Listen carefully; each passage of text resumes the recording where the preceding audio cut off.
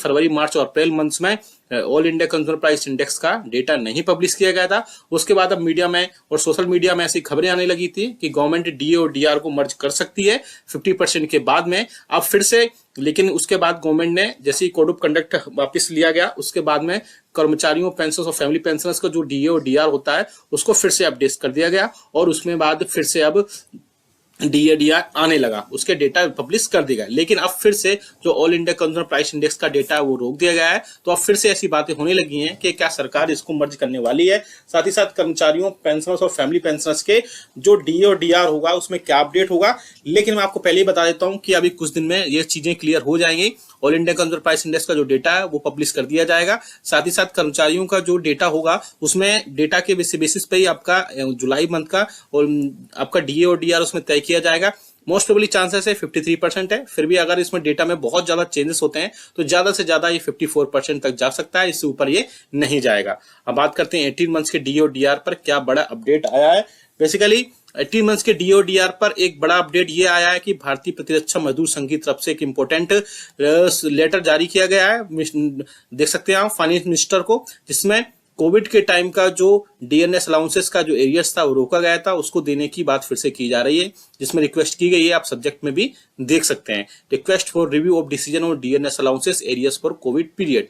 आप देख सकते हैं जिसमें ये लोकसभा सेशन में भी कई बार इसमें कम्युनिकेटेड किया गया। साथ ही साथ सेंट्रल गवर्नमेंट एम्प्लॉइज और पेंशनर्स की यूनियंस ने भी 18 मंथ्स के डीओ डीआर को जो रोका गया था कोविड के टाइम पे उसको देने की बात कही है। उसमें ये लेटर में ये भी बोला है कि जो हमारा देश है, नेशन है, ग्रेजुअली रिकवर कर रहा है हमारे पैंडेमिक से। इसके बाद में अब हमारी इकोनॉमी काफी हद तक स्ट्रांग हो चुकी है, जिसके चलते कर्मचारियों और पेंशनर्स ने कोविड के टाइम में, कर्मचारियों ने कोविड टाइम में बहुत अच्छा काम किया था और उसके बाद उन सबका जो है अब जो डीए और डीआर है उसको उनका जो भी कंट्रीब्यूट था उसको डीए डीआर के रूप में उनको मिलना चाहिए। इसके अलावा यूनियन और पेंशनर्स की एसोसिएशन भी सरकार से एक बार बोल चुकी हैं, कई बार बोल चुकी हैं कि सरकार जो है नेगोशिएशंस या सेटलमेंट की सिचुएशन में आना चाहिए। इससे अगर एक बार गवर्नमेंट डीए और डीआर नहीं दे सकती एक बार में, तो 3 से 4 अलग अलग इंस्टॉलमेंट में वो उनको प्रोवाइड करा सकती है। आगे बात करते हैं नेक्स्ट खबर की, जो कि आ रही है सीजीएचएस के कार्ड्स को लेकर के। ये सीजीएचएस के जो यूज करते हैं बेनिफिशियरीज उनको लेकर के आप देख सकते हैं सामने सीजीएचएस के न्यू रूल्स आ गए हैं, जिसमें केंद्रीय कर्मचारियों और पेंशनर्स को ऑनलाइन करना होगा सीजीएचएस कार्ड के लिए अप्लाई। सरकार ने इसमें नियम बदल दिए हैं। क्या नियम बदले गए वो भी आप देख सकते हैं। सीजीएचएस में अप्लाई करने के नियम बदल गए हैं। केंद्रीय कर्मचारियों और पेंशनर्स को सीजीएचएस के कार्ड के लिए ऑनलाइन अब अप्लाई करना होगा। स्वास्थ्य और परिवार कल्याण मंत्रालय यानी कि ministry of health and family welfare ने केंद्र सरकार के कर्मचारियों और केंद्र सरकार के पेंशनर्स को केंद्र सरकार स्वास्थ्य योजना यानी कि सीजीएचएस कार्ड जारी करने के दिशा निर्देश जारी कर दिए हैं। क्या वो दिशा निर्देश हैं वो भी आप देखेंगे थोड़ा सा डिटेल में। हम दिशा निर्देश जारी यानी कि जो गाइडलाइंस है वो जारी कर दी गई हैं और उसी गाइडलाइंस के बेसिस पर ही सारी चीजें अब आगे होंगी, जिनमें से कई सारी गाइडलाइंस में ये बोला गया है कि उस जो सरकार ने, गवर्नमेंट ने ऑफिस मेमोरेंडम जारी किया है उसमें केंद्र सरकार ने उन्हें बोला है कि सर्विस में केंद्र सरकार के कर्मचारियों को नए सीजीएचएस कार्ड के लिए अनिवार्य रूप से ऑनलाइन अप्लाई करना होगा। केंद्र सरकार का कर्मचारी अस्थायी रेफरेंस नंबर जनरेट होगा, जिसे आप www.cghs.nic.in पर जाकर अप्लाई कर सकते हैं या वहां से ऑनलाइन फिल कर सकते हैं। उसे वेबसाइट पर उपलब्ध फॉर्म भरकर ऑनलाइन जमा करना होगा। एक बार यह हो जाने के बाद ऑनलाइन एप्लीकेशन लेटर का प्रिंट आउट लेना होगा और हार्ड कॉपी से संबंधित अपने विभाग में जमा करनी होगी। इसके बाद डॉक्यूमेंट केंद्र सरकार के कर्मचारियों को सीजीएचएस कार्ड के लिए आवेदन करने के लिए एक एप्लीकेशन लेटर के साथ जमा करने होंगे और जैसे ये एप्लीकेशन लेटर आपके साथ जमा हो जाएगा उसके बाद उसमें सारी चीजें अपडेट हो जाएंगी। अपडेट के बाद वहां पर बहुत सारी चीजों में फिर से चेंजेस किए जाएंगे जो भी आपका उसमें होगा और चेंजेस करने के बाद इसमें सारी चीजें फिर से उसमें कर दी जाएंगी और उसके बाद आपको एक नया सीजीएचएस कार्ड अप्लाई हो जाएगा और आपको अब किसी भी अपने ऑफिस में, डिपार्टमेंट में जाने की जरूरत नहीं है। आप ऑनलाइन ही गवर्नमेंट की वेबसाइट पर जाकर के इन सारी चीजों को अप्लाई कर सकते हैं।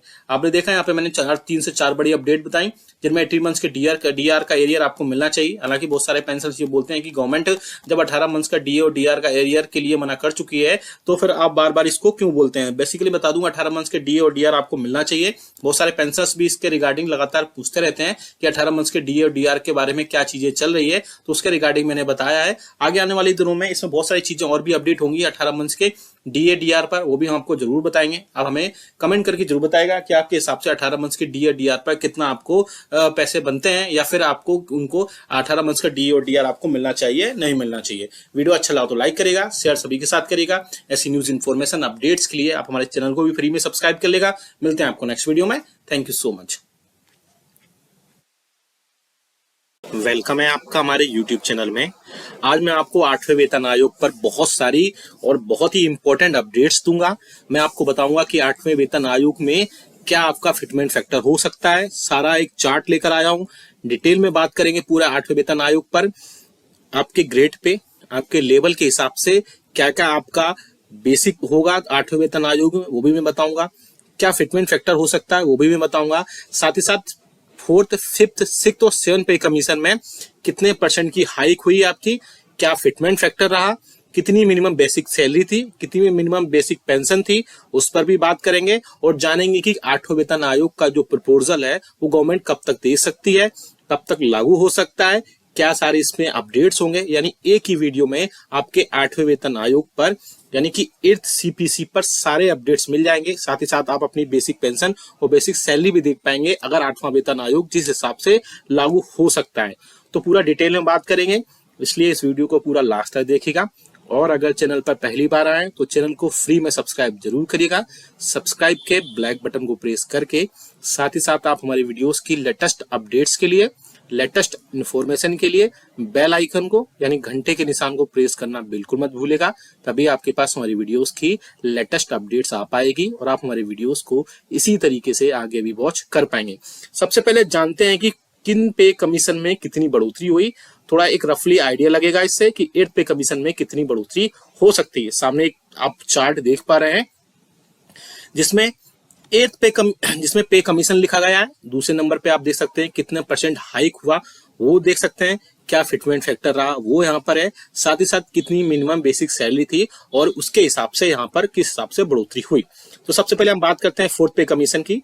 3rd पे कमीशन से 4th पे कमीशन में जब हम आए तो वहां पर 27.6% की टोटल बढ़ोतरी हुई बेसिक में। फिटमेंट फैक्टर वहां पर नहीं था, वो मिनिमम बेसिक सैलरी उसके बाद हुई 750 रुपए। अब आगे चलते हैं 5th पे कमीशन में। जब 5th पे कमीशन आया तो 31% की यहाँ पर बेसिक सैलरी में बढ़ोतरी हुई। फिटमेंट फैक्टर यहाँ भी नहीं था और बेसिक सैलरी 750 रुपए से बढ़ करके 2550 रुपए यहाँ पर हुई। अब बात करते हैं 6th पे कमीशन की। इसमें बढ़ोतरी हुई 54% की और यहां से अब फिटमेंट फैक्टर इंट्रोड्यूस हुआ, यानी कि 2250 रुपए में 1.876 का मल्टीप्लाई करने के बाद रफली 7000 रुपए यहां पर आए। यानी फिटमेंट फैक्टर ऐसा क्रूशियल रोल प्ले करता है जब आपकी बेसिक सैलरी जो भी होगी और एक फिटमेंट फैक्टर निकल कर आएगा, उसके बाद ही यहां पर आपकी टोटल बेसिक सैलरी या बेसिक पेंशन काउंट होगी। सपोज करिए नेक्स्ट की बात करते हैं हम, यानी कि 7th पे कमीशन में 14.29% की बढ़ोतरी हुई और फिटमेंट फैक्टर अभी आपका जो प्रेजेंट में है वो 2.57 है। और बेसिक सैलरी की बात करें तो आपकी बेसिक सैलरी 18,000 रुपए और आपकी बेसिक जो पेंशन है वो 9,000 रुपए। और वो आती कैसे है, आपका जो भी प्रीवियस में 7,000 आपकी पे कमीशन में था और उसमें 2.57 का मल्टीप्लाई जब किया गया तो आप देख सकते हैं कि रफली एग्जैक्ट 18,000 नहीं आते हैं, रफली 18,000 रुपए आए, 17,500 आए, तो उसको 18,000 रुपए बेसिक बनाएगा। अब बात करते हैं कि 8वें वेतन आयोग में कितने % का हाइक होगा, क्या फिटमेंट फैक्टर हो सकता है और कितनी मिनिमम बेसिक सैलरी या मिनिमम बेसिक पेंशन हो सकती है। अब हम उसकी बात करेंगे। आपने देखा यहाँ पर 4th से 5th के कमीशन में आप देख सकते हैं 31% का हाइक हुआ। 6th पे कमीशन में 54% का हाइक हुआ। 7th पे कमीशन में 14.29% का हाइक हुआ। वहीं बात करते हैं अगर 6th पे कमीशन की, उसमें फिटमेंट फैक्टर 1.86 रहा। वहीं 7th पे कमीशन की बात करते हैं, उसमें फिटमेंट फैक्टर 2.57 है जो करंटली अभी चल रहा है। अब बात करेंगे कि क्या 8वें वेतन आयोग में क्या फिटमेंट फैक्टर होना चाहिए। पहले आप भी वीडियो को रनिंग में ही कमेंट कर सकते हैं कि आपके हिसाब से कितना फिटमेंट फैक्टर होना चाहिए या कितने % की हाइक पेंशन और सैलरी में होने चाहिए जिससे आपकी मिनिमम बेसिक पेंशन और मिनिमम बेसिक सैलरी हो।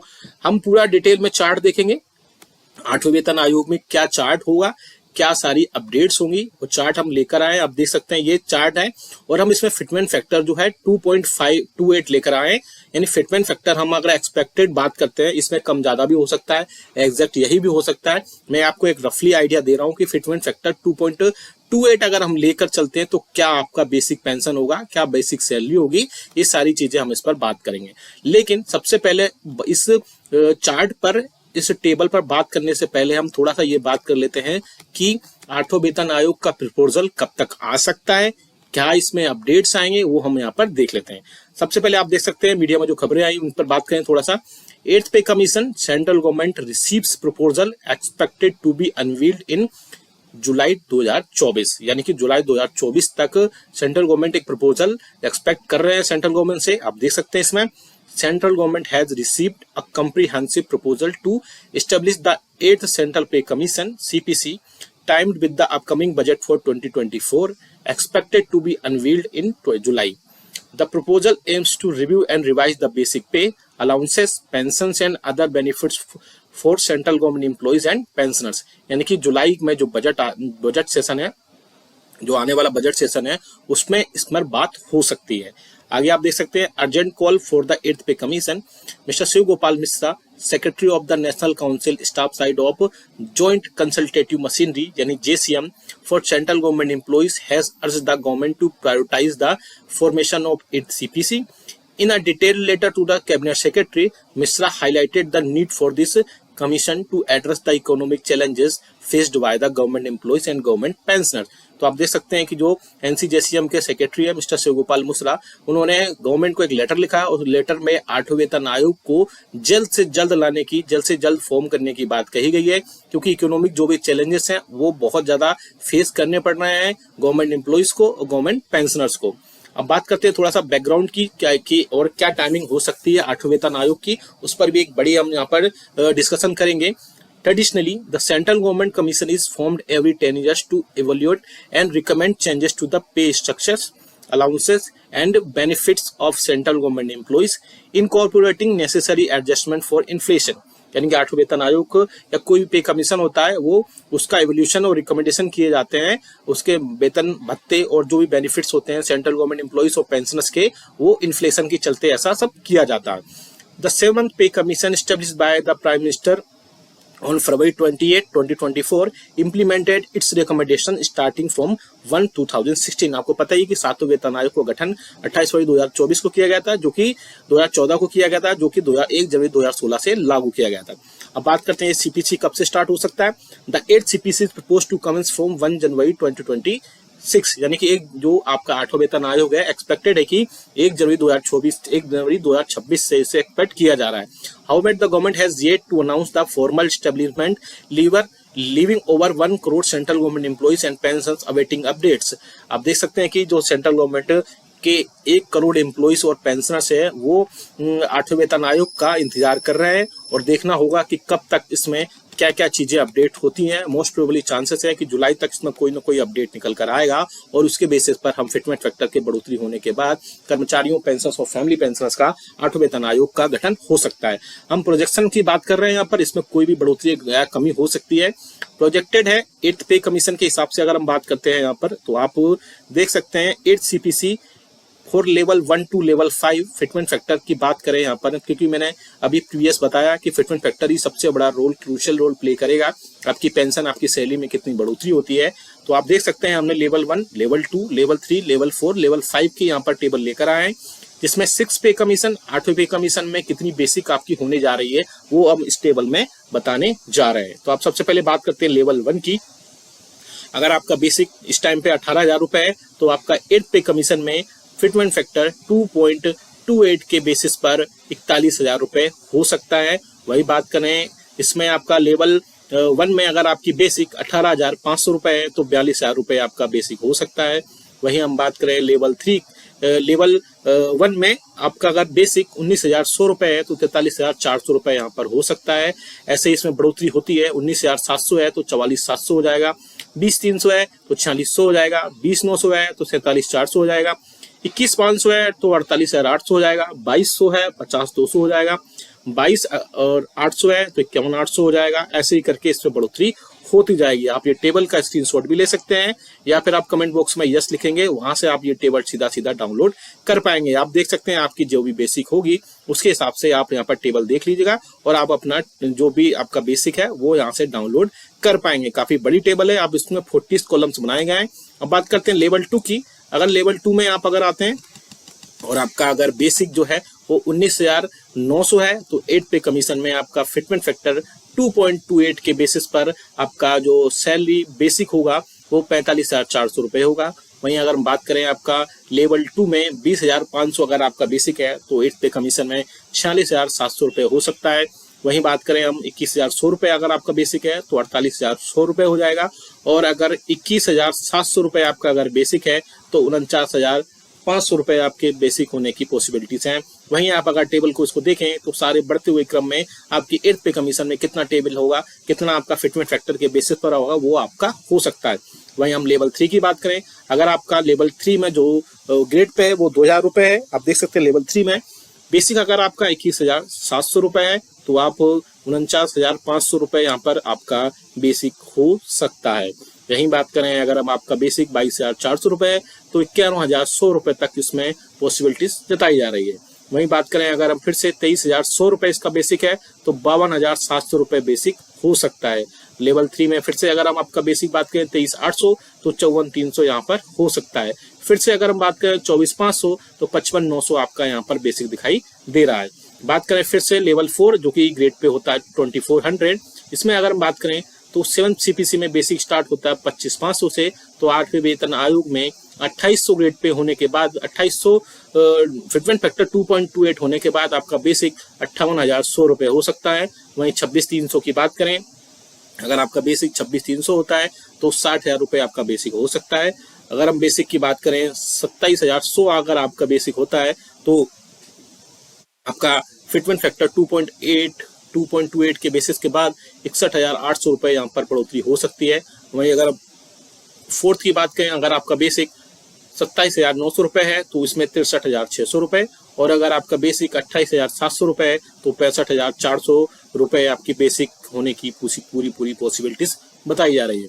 अगर हम लेवल 5 की बात करें जिसका ग्रेड पे 2800 होता है, अगर 7 CPC में स्टार्टिंग लेवल 5 में 7 CPC है 29,200 होने के बाद 66,600 रुपये यहाँ पर हो सकता है। वहीं अगर 30,100 है आपका बेसिक तो 68,600 रुपये हो सकता है, और 31,100 रुपये है तो 70,700 रुपये हो सकते हैं। 31,900 रुपये अगर आपके बेसिक है तो 72,700 रुपये हो सकता है।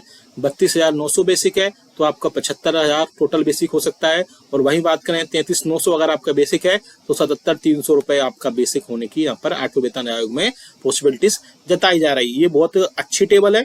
फिटमेंट फैक्टर ये 2.28 के बेसिस पर है, और अगर फिटमेंट फैक्टर बदलता है तो आपकी बेसिक पे भी बदल सकती है, लेकिन एक्सपेक्टेड है कि अगर 2 तक या 2.57 तक भी अगर इसमें बढ़ोतरी होती है तो पेंशन काफी बढ़ोतरी हो जाएगी। इसमें काफी ज्यादा बढ़ोतरी होने की बात कही जा रही है, लेकिन 8वें वेतन आयोग में देखना होगा कि क्या फिटमेंट फैक्टर रहता है।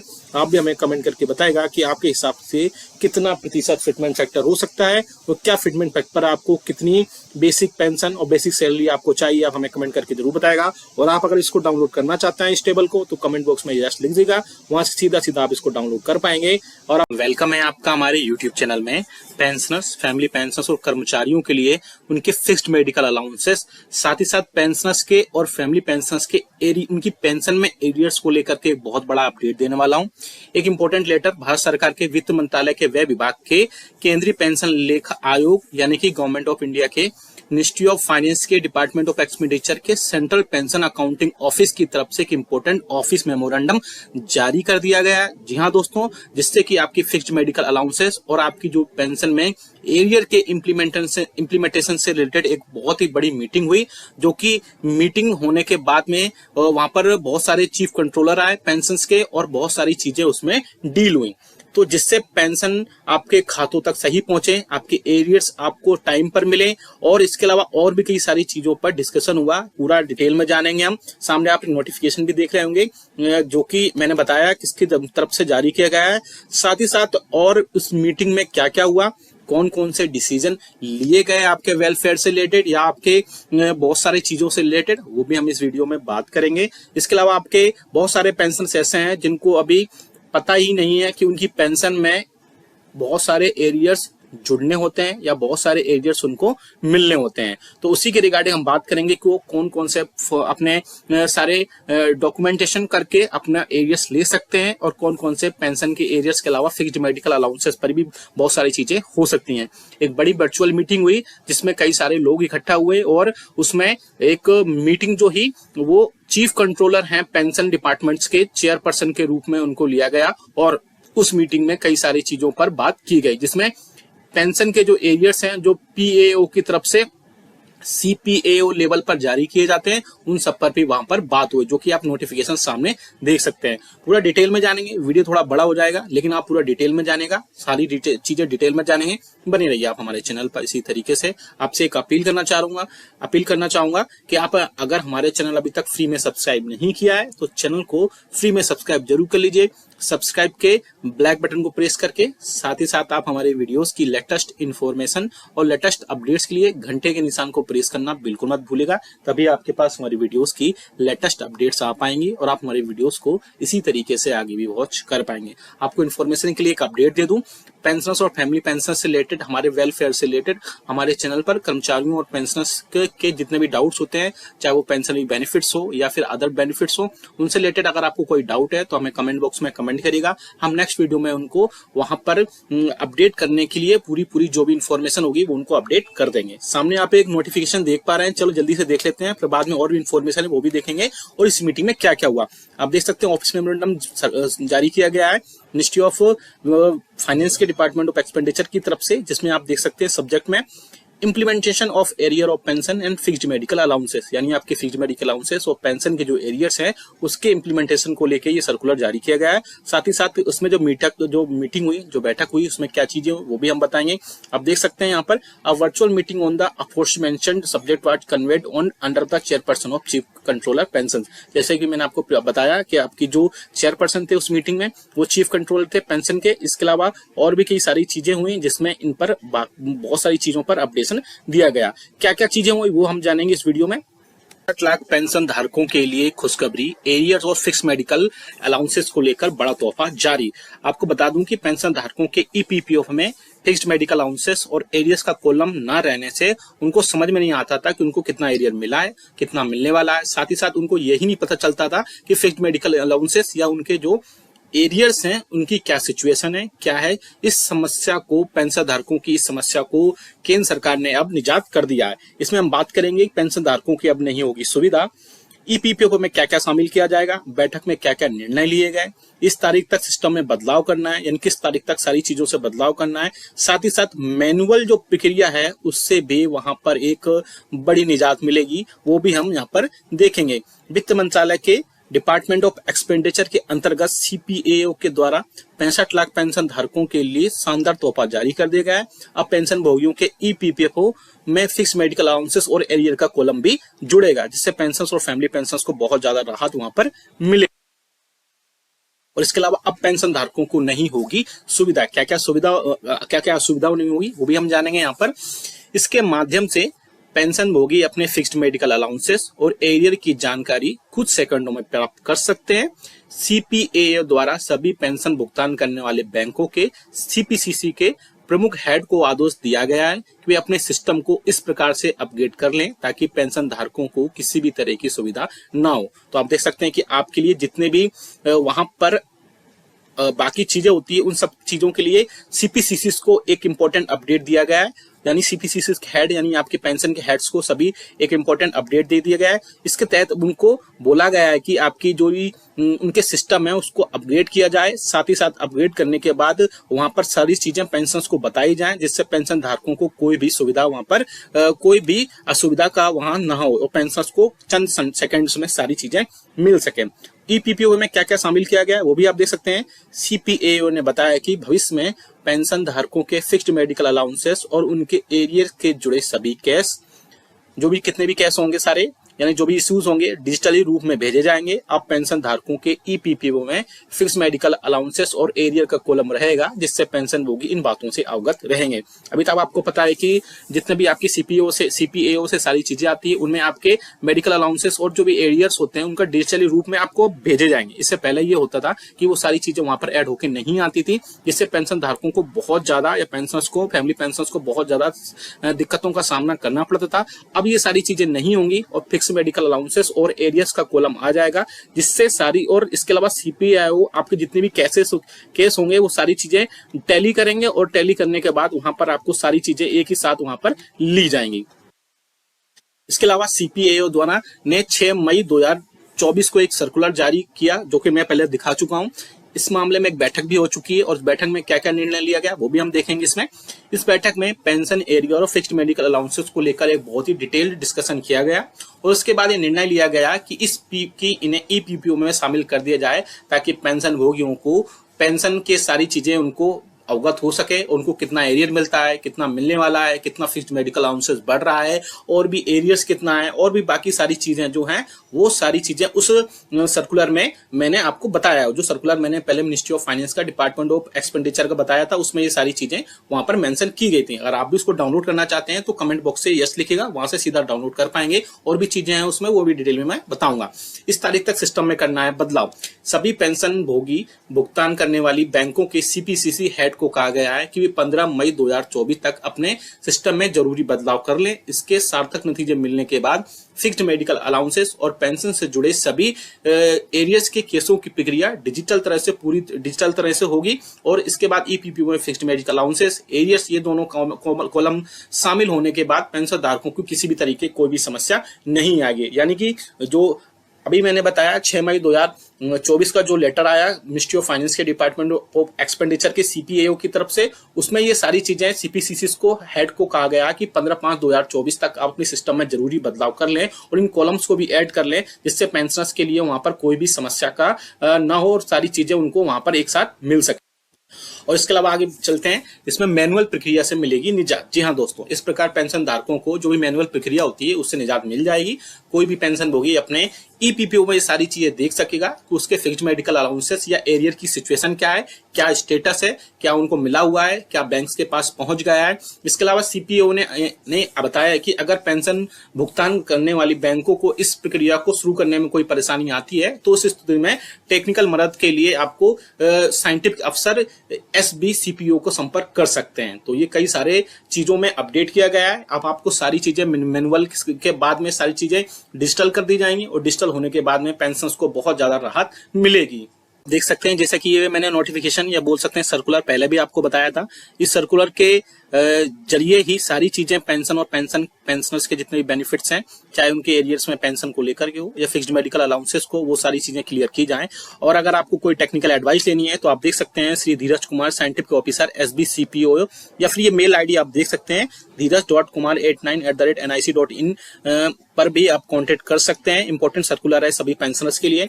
इंप्लीमेंटेशन होना चाहिए पेंशन के जितने भी एरियर्स हैं और फिक्स्ड मेडिकल अलाउंसेस है, क्योंकि बहुत सारे पेंशनर्स और फैमिली पेंशनर्स ऐसे होते हैं जिनको इन सब चीजों के बारे में नहीं पता होता है, या हाल में ही पेंशनर से कर्मचारियों से पेंशनर बने होते हैं तो उनको पीपीओस के बारे में बहुत ज्यादा इन्फॉर्मेशन नहीं होती है। लेकिन हमारा उद्देश्य है कि सभी पेंशनर्स को उनके पेंशनरी बेनिफिट्स टाइम से मिले, सही पे मिले, और उनके अलावा उनको कोई भी लेक ऑफ अवेयरनेस की वजह से उनको किसी भी टाइप से परेशानी ना हो। आप ये सारी चीजें अपडेट हो जाएंगी फिक्स्ड मेडिकल अलाउंसेस और एरियर्स के लेकर के, जिससे उनके सारी चीजें घर पर ही सारी हो जाएंगी और चंद सेकंड में आप ये सारी चीजें देख पाएंगे और साथ ही साथ अपनी पेंशन स्लिप भी डाउनलोड कर पाएंगे। ये वीडियो अच्छा लगा तो लाइक करेगा, इसके साथ ही साथ चैनल को फ्री में सब्सक्राइब जरूर करेगा। और आपको इससे रिलेटेड कोई कमेंट करना है तो आप हमें या सुझाव देना तो आप कमेंट बॉक्स में कमेंट करिएगा, हम आपको नेक्स्ट वीडियो में उसको लेकर के कोई ना कोई अपडेट जरूर देंगे। ये आप सर्कुलर डाउनलोड करना चाहते हैं तो कमेंट बॉक्स में यस लीजिएगा, वहां से सीधा ही आप डाउनलोड कर पाएंगे। वीडियो अच्छा लगा तो लाइक करिएगा, शेयर सभी के साथ करिएगा। ऐसी न्यूज इन्फॉर्मेशन और अपडेट्स के लिए फ्री में चैनल को सब्सक्राइब कर लेगा। मिलते हैं आपको नेक्स्ट वीडियो में। Thank you so much.